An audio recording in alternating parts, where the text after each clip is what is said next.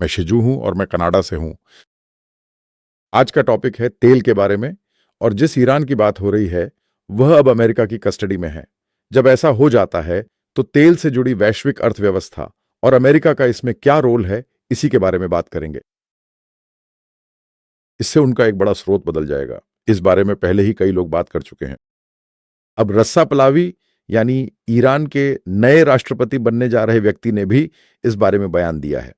America और Iran के बीच जो नया संबंध बन रहा है उसमें अगर पुराने नियम और व्यवस्थाएं पूरी तरह बदल जाएं तो यह अमेरिका के लिए 1 ट्रिलियन बिलियन ट्रिलियन डॉलर की अर्थव्यवस्था बन जाएगी।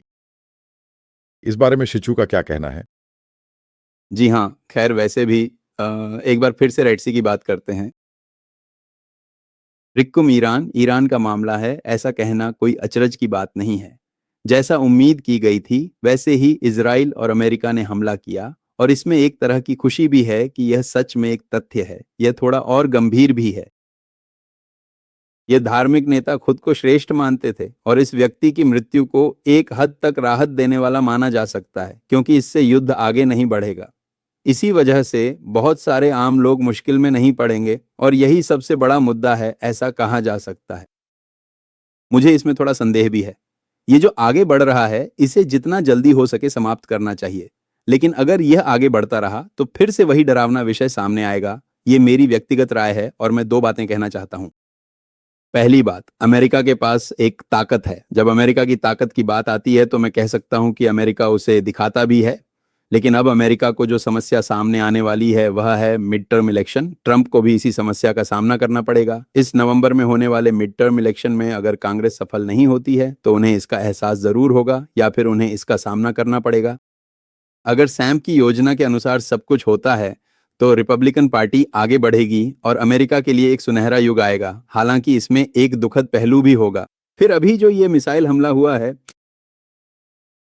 ये ईरान की ओर से हो रहा है या फिर जैसा कि ये हेड लीडर्स कह रहे हैं उनके जाने के बाद हो रहा है। अगर हम कहते हैं कि यह जारी है तो अगर विनय में कोई कच्ची यूरेनियम की खदान है तो हम में से एक 11। यदि इसका पूरी तरह से उपयोग नहीं किया गया है या यदि यह एक परमाणु क्षमता नहीं है तो इसका उपयोग विचारों को उत्पन्न करने के लिए किया जा सकता है। अगर किसी देश में या अगर इसे इंटरसेप्ट किया जाए तो इससे परेशानी हो सकती है और शायद इसी वजह से अमेरिका बहुत सतर्क है। बातचीत करना और इन सब का सामना करना, तो चलिए आशा करते हैं कि ईरान में शांति बनी रहे। आशा कर सकते हैं, है ना? अमेरिकी राष्ट्रपति ने भी कह दिया है कि अमेरिका बातचीत के लिए तैयार है, और वह भी पहले ही। ईरान के अब्बास कलाकाजी, उनके विदेश मंत्री, ने भी कह दिया है कि इसकी जरूरत है। तो इस तरह का एक बयान आने की संभावना है। इसमें जो बात आने वाली है वह यह है कि इस ईरानी तेल में अमेरिका को कोई दबदबा मिलेगा या नहीं। वह निश्चित रूप से होगा। अब जो कहा जा रहा है उसकी एक सकारात्मक उम्मीद ये है कि ईरान युद्ध की यह स्थिति, ये युद्ध का अंत या फिर एक अगला चरण है, जैसे वेनेजुएला में हुआ था। वेनेजुएला के डिप्टी प्रधानमंत्री जो उस समय पर्सनल रिप्रेजेंटेटिव थे, वही अब सत्ता संभाल रहे हैं, ठीक वैसे ही। यहाँ जो आ रहा है वह स्कैन या फिर ये जो कहा जा रहा है फॉगन इंस्ट्रक्शन में शामिल एक मंत्री ही अमेरिका के साथ है। एक स्थिरता के साथ आगे बढ़ने के लिए तैयार है। बाद में जो होता है वह है रजा पहलवी, पुराने शाह का बेटा, जो बहुत ताकतवर होकर वकील बना है। वह फ्लो के लोगों के साथ रहता है। वह आएगा। वैसे भी आमतौर पर यहाँ का कोई भी ईरानी जो 40 से 45 साल से ईरान वापस नहीं गया है, यहाँ तक कि आर्मेनियाई लोगों की भी भाषा अगर कहें तो वह किंग को परिचय कराते हुए बोलता है। वही प्रिंस है, वही फीलिंग है। तो वह बिना कसाई बने वापस नहीं आ सकता, लेकिन वह लौट भी सकता है। और अब श्रीकोण के लिए भी यह संभावना बन गई है। उसके बाद उसके एक मंत्री, एक नई सरकार बनेगी और वह रहने के लिए चुनाव भी लड़ेगा। यही है जिसे 11 वाद्रोग्स या 11 इस्लामिस्ट्स नहीं कहा जा सकता, बल्कि वास्तव में यह एक दिलचस्प घटना है दूसरी बेटी के पति के बारे में। यहूदी, तुम कोरे यहूदी हो। तब उस पुराने शाह के समय में जो इजराइल के साथ संबंध थे, उन्हें फिर से स्थापित करने की कोई संभावना नहीं है। ये इसकी एक विशिष्ट बात है। लेकिन ओ के विषय के भीतर मेरे लिए ऐसी कोई घटना क्या है, अमेरिका का उद्देश्य क्या है, अमेरिका का उद्देश्य क्या है, यही सवाल है। इस हवा में डोमिनेंस बनाना, पूरी दुनिया में यूनिवर्सल डोमिनेंस स्थापित करना, इसके भीतर प्रभुत्व स्थापित करना है। तो इस एक तेल उत्पादन या फिर तेल के एक बैरल को देखने के बाद तेल की दुनिया में सबसे ज्यादा तेल भंडार वेनेजुएला में है। यही वजह है कि इसे बनाए रखने का कारण भी है, और उस विंसी का सारा तेल सिर्फ अमेरिका के नियंत्रण में है। दुनिया में लगभग 20% तेल भंडार पेंसिल में है। उसके बाद इसी तरह सऊदी अरब, सऊदी अरीका का दिन आता है। करीब 18 से 20% सऊदी अरब में है। फिर ईरान है जिसमें 10 से 15%, लगभग 15% के आसपास है। अगर आप देखें तो लगभग 20% अमेरिका के पास है और कनाडा में है। कनाडा के पास 10% है और कनाडा कभी भी अमेरिका से अलग नहीं होगा। तो कनाडा के पास 10% है और 5%, कुल मिलाकर 35% दुनिया के तेल का एक तिहाई अमेरिका के पास है। इसके बाद आता है सऊदी अरब का 20%, इराक का 10%, फिर यूएई का 8% या फिर कुवैत का 7% और 14%, यानी कुल मिलाकर 30%। ये सब अमेरिका के नियंत्रण में है। मिडिल ईस्ट का 40% यानी लगभग 80% दुनिया के ऑन ऑयल रिजर्व्स का अमेरिका के नियंत्रण में है। इसके बाद आता है ईरान का 15% ऑन ऑयल रिजर्व या 9%। ऑन ऑयल रिजर्व में से इतना ही बचता है, कहें तो सिर्फ 7 या 8%। रूस के बाद थोड़ा सा ही नाइजीरिया जैसे देशों के पास है। 3 बार सोच समझकर ही यह मामला हुआ। ये सब कहां से शुरू हुआ, इसकी शुरुआत कहां से हुई, यही सवाल है। चीन ने इस क्षेत्र में नियंत्रण लाने की कोशिश की, जिससे समस्या पैदा हुई। चीन के पास अत्यधिक लगभग 90% का दबदबा है। जब यह मिलना बंद हो गया तब सबसे पहले हमने देखा कि कहाँ है, कहाँ से मिलेगा। अमेरिका ने कोशिश की कि क्या यह कांगो में मिलेगा, क्या यह ग्रीनलैंड में मिलेगा, कहाँ उपलब्ध होगा। लेकिन जब यह समझ में आ गया कि यह इतना आसान नहीं है, तब अमेरिका को फिर से देर से ही सही समझदारी से काम लेना पड़ा। यह तेल की खोज के बारे में है, तब उस एक लक्ष्य को अलग रख दिया गया। फिर चाहे ईरान की परेशानी हो या ईरानी जनता का दुख हो या कुछ भी बदलना हो, इजराइल की खासियत में भी दिलचस्पी है। इसमें अमेरिका का उद्देश्य यह है कि अगर यह 10 या 15% तेल अमेरिका के नियंत्रण में आ जाए तो दुनिया के तेल पर नियंत्रण अमेरिका के पास होगा। लेकिन अगर यह नियंत्रण छूट गया, अगर वह 10 से 15% भी रूस के पास है, रूस के पास 18% है, तो बिना देर किए मुख्य कारण यह है कि एक लाइन चीन की ओर जाती है। बच्चे को तेल प्राप्त करने का स्रोत ईरान न बने, इसके लिए भी वहां इसी तरह नियंत्रण किया जाएगा। फिर एक और सवाल है, स्वाभाविक रूप से तब रूस का प्रभाव बढ़ेगा। एक बात बहुत स्पष्ट रूप से पता है कि रूस यूक्रेन युद्ध इसके बाद खत्म होगा, ज्यादा समय नहीं लगेगा, और जब खत्म होगा तब की स्थिति ये होगी कि ईरान और रूस को वर्ल्ड इकोनॉमी, ओपन इकोनॉमी में शामिल किया जा सकता है। तो निश्चित रूप से रूस और पुतिन यही चाहेंगे, फिर से ये ग्लोबल इकोनॉमी को फिर से शुरू करने जैसा है। तो वे किसी भी कारण से अमेरिका से दूर नहीं रहेंगे। इससे रूस अमेरिका का दोस्त भी बन सकता है अगर ऐसा होता है। 3 साल तक लगातार अमेरिका के राष्ट्रपति, जिनका नाम ट्रंप है, उनके शासनकाल में चीनी अर्थव्यवस्था बुरी तरह से प्रभावित हुई थी। तो फिर जो नुकसान हुआ वह मूल रूप से यूरोपीय देशों के लिए एक झटका ही है ना, मूल रूप से। यूरोपीय देशों के पास एक दोस्ताना चेहरा है, यानी यूरोपीय देशों और अमेरिका के बीच संबंधों में एक दोस्ती है। हर चीज में, उसके रंग में, वहां के संबंधों में सब कुछ है। इसलिए यूरोपीय देशों को कोई बड़ा नुकसान नहीं होगा। लेकिन यूरोपीय यूनियन अलग है। यूरोपीय यूनियन को तोड़ना अमेरिका का घोषित लक्ष्य है, खासकर ट्रंप की नीति के अनुसार। ट्रंप का मानना है कि यूरोपीय यूनियन का उद्देश्य ही अमेरिका के व्यापार को रोकना है। अगर ये सब एकजुट होकर काम करें तो इनकी कुल जीडीपी लगभग अमेरिका की जीडीपी के बराबर है। तो वह एकता जिसे ट्रंप उत्साह कहते हैं, अब हम स्पष्ट रूप से देख सकते हैं, खासकर हाल ही में डावोस में हुई घटनाओं के बाद की बैठक के बाद। जब नाटो बोर्ड का मुद्दा आता है तब नाटो के लिए सेक्रेटरी जनरल का ट्रंप के साथ बहुत करीबी संबंध जैसा लगता है। ये लोग ये 11 वार्तालाप का हिस्सा यूरोपीय देशों के साथ उनके द्विपक्षीय संबंधों को दर्शाता है।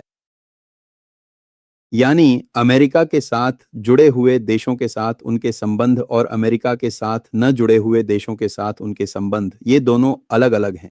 तो फिर नियुक्ति हो चुकी है। यह लगभग हमेशा ये दोनों ही विकल्प होते हैं। यूरोप को कमजोर करना ही अमेरिका का मुख्य उद्देश्य है। ट्रंप या अमेरिका को इससे कुछ हासिल करना नहीं है, बल्कि दो मुख्य बातें हैं। इसराइल को एक अजेय शक्ति बनाना भी इसका हिस्सा है। इसके बाद चीन की अर्थव्यवस्था कमजोर हो जाए, यानी चीन कभी भी अमेरिका के लिए भविष्य में कोई खतरा ना बने, यही मकसद है।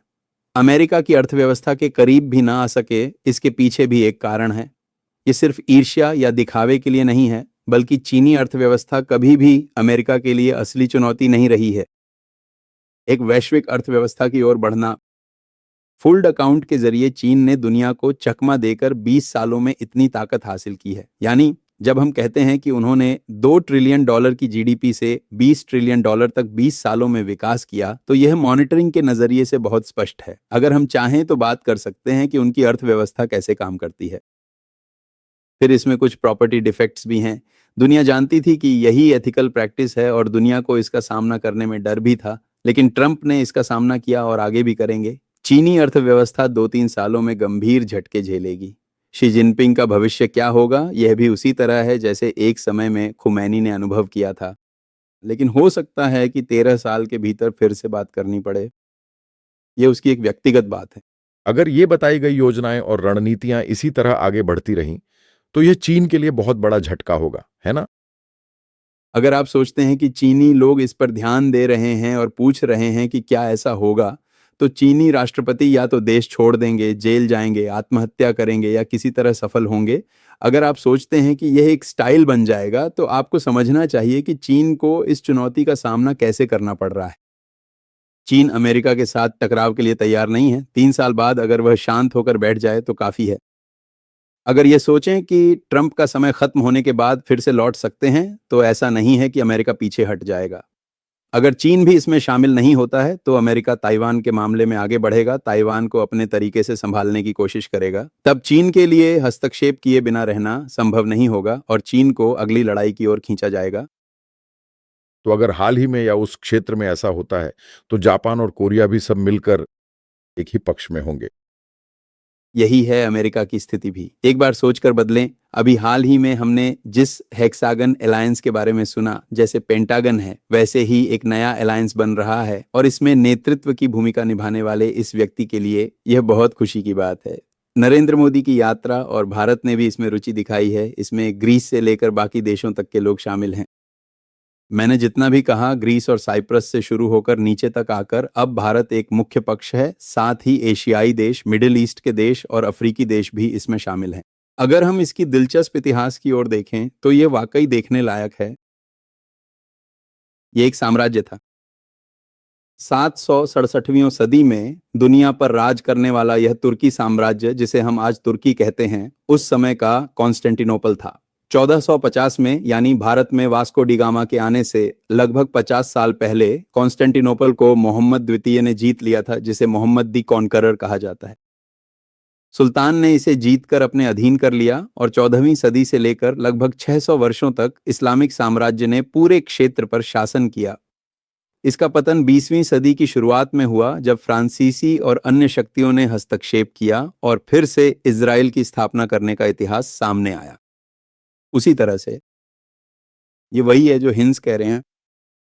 ये तुर्की और ग्रीस से शुरू हुआ, मध्य पूर्वी देशों से होकर यह मध्य पूर्व तक पहुंचा। देश में आकर मध्य देशों के रास्ते या तो उत्तर की ओर या फिर पूरे अफ्रीका पर नियंत्रण रखने वाली एक शक्तिशाली इजराइल में बदल जाएगा। इस पूरी संरचना का एक बहुत ही कुशल मुख्य वास्तुकार है, जिन्हें हम सभी प्यार से अपने सर्जी जॉब या इयासी कहकर पुकारते हैं। उन्हें एम्बेसडर कहा जाता है और उनकी उम्र सिर्फ 29 साल है। वह यूएसआर में कहाँ पैदा हुए थे, वही हैं वे, हम लोग। वे इसी अंतिवाड में पैदा हुए थे। मुझे लगता है कि वह उज्बेकिस्तान है। लेकिन इनका पोर्टफोलियो क्या है, इनका टाइटल क्या है और ये भारत क्यों आए हैं, ये हम जल्दी ही जानेंगे।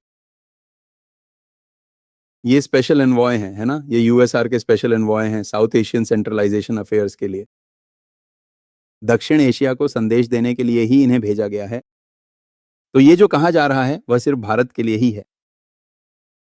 सिर्फ संबंध देखना नहीं है, उनका उद्देश्य इस पूरे क्षेत्र को देखना है। वही हैं जिनके बारे में कहा जा रहा है। ये बोर्ड ऑफ पीस के आर्किटेक्ट जिराद कृष्णर हैं। यही बात वह खुद कह रहे हैं कि ये जो संदेश दिया जा रहा है वह इसी तरह है जैसा कि ये सर जो कह रहे हैं।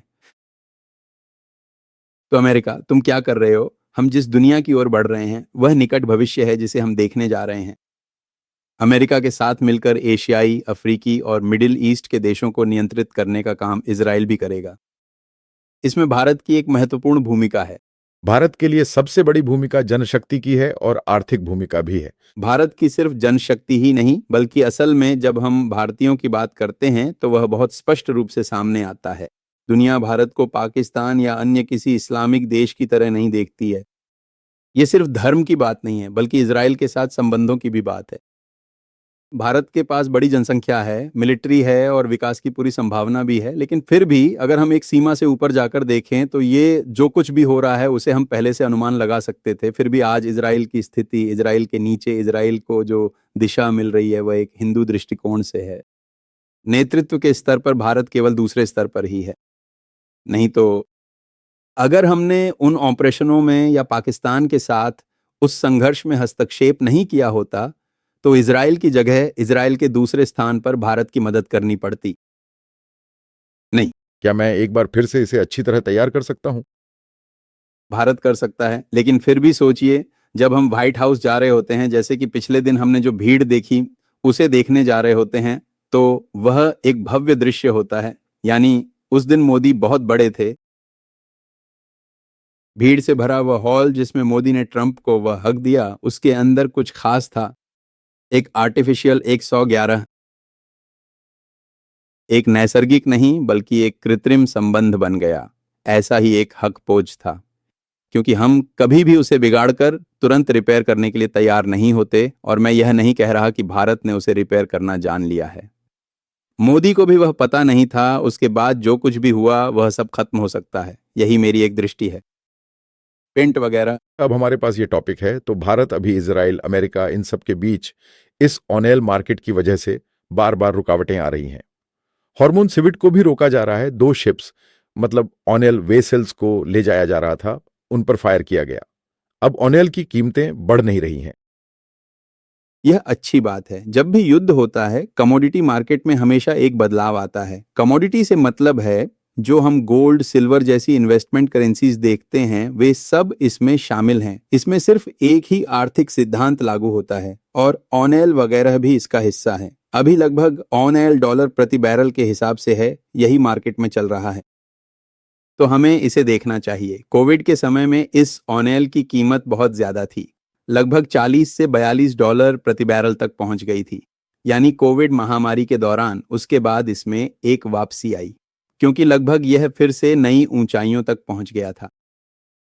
यही था इस अर्थव्यवस्था की समीक्षा करने का एक कारण। लेकिन ट्रंप की एक घोषित नीति थी जिसे स्लोगन कहा जा सकता है, यानी टू द डेबिटर, मतलब ऊर्जा को सस्ता बनाना। जब ऊर्जा सस्ती होती है तो यह विकास के लिए अच्छा होता है। ऊर्जा सस्ती होने से दुनिया की अर्थव्यवस्था में महंगाई नहीं बढ़ती, ये इनकी बुनियादी सोच थी। अगर पेट्रोल और डीजल की कीमतें बढ़ती हैं तो सिर्फ ट्रांसपोर्ट ही नहीं बल्कि पूरी दुनिया की अर्थव्यवस्था पर भी इसका असर पड़ता है। इसलिए तेल की कीमत को नियंत्रित रखना किसी भी शासक या अर्थशास्त्र को जानने वाले शासकीय व्यवस्था के लिए एक महत्वपूर्ण विषय है। ट्रंप का सबसे बड़ा आरोप जो बाइडेन पर यही था कि वे महंगाई को काबू में नहीं रख सके, वे तेल की कीमतें नियंत्रित नहीं कर सके। यानी अगर अमेरिकी मानक से देखें तो वहां एक बैरल की कीमत $7 प्रति गैलन है। अमेरिका में गिनती लीटर में नहीं बल्कि गैलन में होती है। बहुत सारे लीटर होते हैं, ऐसा जोड़कर बोलते हैं। तब वही था जिसे प्राइस कहा जाता है। आज ट्रंप गर्व से कहते हैं कि कीमत $2 या उससे भी कम थी, है ना? यही बात है। तो अब भी जो होने जा रहा है, ऐसा कहा जाता है कि तुम अभी हाउ माउस्ड समुद्र या हमारे राज्य वगैरह को रोकने की कोशिश कर रहे हो, है ना? उसी रास्ते से मैंने हमारे बॉय मूवमेंट को रोकने की कोशिश की थी। निश्चित रूप से मिडिल ईस्ट की ऑयल सप्लाई भी और ऑयल सप्लाईज भी, जब सप्लाई कम और डिमांड ज्यादा होती है तो कीमतें बढ़ती हैं। इसलिए फिलहाल के लिए कीमतें बढ़ने की संभावना से हम इनकार नहीं कर सकते। वर्तमान में मूल रूप से ऑयल की कीमतें $60 के आसपास स्थिर हैं। इसका कारण यह है कि एक मुझे एक सवाल पूछना है। अभी ईरान के साथ अमेरिका, यानी अमेरिका जो कह रहा है, एक व्यक्ति, ईरान का कौन सा व्यक्ति अमेरिकी कस्टडी में है, वही शब्द इस्तेमाल किया जा रहा है। हाँ, जब ये हो जाता है तो इन जीसीसी देशों में, ओपेक देशों के एक डोमिनेशन वहां खत्म हो जाएगा। रिलीज में देशों का डोमिनेशन खत्म ही नहीं होगा, बल्कि मिडिल ईस्ट के बाद जो तेल की वजह से उभर कर आया है वह एक देश है जिसे हम देख रहे हैं। हाँ, 1980 अप्रैल में पहली बार हर देश ने बुलाया था। वह युगांडा में था 1980 में। लेकिन वह कौन था? रूस, जिसे हम पहले बहुत बार सुनते थे, वही है जिसके बारे में मैं बात कर रहा हूं। इसके बाद जो इस्लामिक क्रांति हुई वही अब पर्शिया को तोड़ रही है। मैंने हाल ही में मैथ्यू का एक वीडियो देखा था। वह इस्लामिक क्रांति बहुत सुंदर तरीके से दिखाई गई थी, लेकिन उसी क्रांति ने ईरान की उस एक ग्रोथ को पूरी तरह से नष्ट कर दिया। ईरान के बाहर लाखों ईरानी जिनकी रगों में ईरानी खून है, वे ईरान से बाहर चले गए। ईरानी भाषा बोलने वाले लोग आपस में बहुत करीबी बातचीत करते हैं, घंटों तक बातचीत करते हैं। उनकी भावनाएं इस्लामिक विश्वास से जुड़ी नहीं थीं। इजराइल एक विदेशी है जो इजराइल से आया है। खोमेनी वहां की एक प्रमुख राय रखने वाले व्यक्ति हैं, तो वह वहां से हट रहा है। और यह केवल उनकी इच्छा नहीं है कि यह पुरानी दुश्मनी खत्म हो, बल्कि यह भी है कि फारस, जिसे पहले ईरान कहा जाता था, फिर से एक बार फिर से ताकतवर बनेगा। यह बात मैथ्यू ने बहुत स्पष्ट रूप से कही है। लेकिन मिडिल ईस्ट सबसे समृद्ध देश बनकर यही उनकी उम्मीद है। मैं कहता हूं कि वहां दिन में भी बुरे लोग होते हैं, बहुत पढ़े लिखे कॉलेज प्रोफेसर भी हैं, बहुत अत्यंत योग्य और अनुभवी व्यक्ति भी ये बात नहीं कह रहे हैं। अरब देशों की तुलना में ईरानी लोग हैं बहुत पहले से ही, क्योंकि उनमें प्रतिभा है, उनकी उपलब्धियां और उनके क्षेत्र, कला, हर चीज में वे बहुत आगे हैं। लेकिन यही इस्लाम और इस्लामिक क्रांति थी जिसने इसे खत्म कर दिया। हमेशा शिक्षा के क्षेत्र में हमें सोचना चाहिए। हमारी एक पीढ़ी पहले हमारे लगभग सभी मध्य वर्गीय सदस्य शिक्षक थे, वे पढ़ाते थे। पर्शिया, ईरान में जाने वाले शिक्षक और डॉक्टर वहां होते थे। वह एक बहुत ही उच्च स्तर की शिक्षा का राज्य था, जैसा कि आज है। अधिकांश देशों में जो कला और संस्कृति की प्रशंसा की जाती है, इतिहास में भी जो गहराई है, उसका अधिकांश हिस्सा पर्शियन लोगों का ही है। पर्शियन कविताएं और पर्शियन साहित्य ही वहां का था। इसे ही इस्लामी आक्रमण ने नष्ट कर दिया। इनके पास जिम्मेदारी के साथ मिडिल ईस्ट के देशों के अंदर कोई खास क्षमता नहीं है। इसी वजह से यह प्रभाव फिर से ईरान की ओर ही लौटेगा और ईरान और भी मजबूत होकर उभरेगा। मिडिल ईस्ट के देशों को यह पता है, इसलिए वे इसका विरोध करने के बजाय ये क्षेत्र और इससे जुड़े इजराइल के संदर्भ में भी यही बात लागू होती है। संभवतः वे जल्दी ही उनके साथ गठबंधन में आ सकते हैं और इसी तरह गठबंधन में बढ़ना ही उनका उद्देश्य है। यही मिडिल ईस्ट के अधिकांश देशों का फैसला है। सऊदी अरब द्वारा नियंत्रित यह वर्चस्व और आज दुबई में दिखने वाली यह चमक कल दोगुनी होनी ही चाहिए, ऐसी एक अनिवार्यता है। तेल के भीतर जो डीजल की अहमियत है वह कल वॉशिंगटन द्वारा नियंत्रित की जाएगी। तेल और वॉशिंगटन के प्रभाव के कारण इसका विरोध करना मुश्किल है। अगर कोई भी देश इसका विरोध करने की कोशिश करता है तो वे तुरंत ही किसी और तरीके से या किसी और स्थिति में बदलाव कर देते हैं। उन्हें यह अच्छी तरह पता है, तब वे अमेरिका के दबाव में खड़े रहते हैं। देश ही देश होंगे। इजराइल की बातों के बाद अब बाकी बचे हुए एशियाई और अफ्रीकी देश होंगे। वैसे भी धन्यवाद, आपने बहुत ध्यान से देखा, यह एक अच्छा ट्विस्ट था। अगला टॉपिक भी। धन्यवाद धन्यवाद। मैं प्रार्थना करता हूं कि दुनिया में शांति बनी रहे, यही मेरी शुभकामना है। धन्यवाद।